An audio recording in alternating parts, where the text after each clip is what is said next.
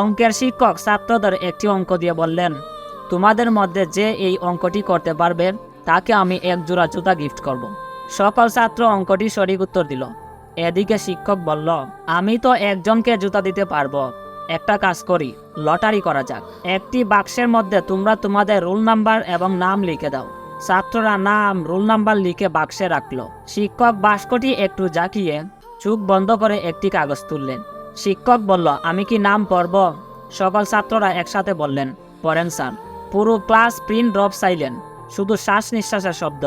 তারপর শিক্ষক পড়লেন, আব্দুল, রোল নাম্বার 1। ছাত্ররা সকলে একসাথে হাততালি দিয়ে ফার্স্ট বয়কে অভিনন্দন জানালো। শিক্ষক পরের দিন এক জোড় জুতা নিয়ে এসে বললেন, তোমরা সবাই মিলে তাকে জুতাটি পরিয়ে দাও। টিচার্স রুমে শিক্ষকের চোখে জল দেখে একজন সহকারী শিক্ষক জিজ্ঞেস করলেন, স্যার আপনার চোখে জল কেন?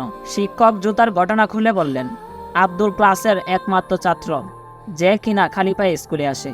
আমি এই বিষয়টি চিন্তা করে কঠিন একটা অঙ্ক দিলাম, কিন্তু সবাই সঠিক উত্তর দিল। সবচেয়ে অবাক লাগলো, লটারি বক্স খুলে দেখি সকল ছাত্রই তাদের নিজ নিজ নাম না লিখে দিল আব্দুল, রোল নাম্বার 1, যাতে করে জুতুর জোড়া আব্দুল পায়। সেই ছাত্রটি আজ APJ Abdul Kalam, formal president of India.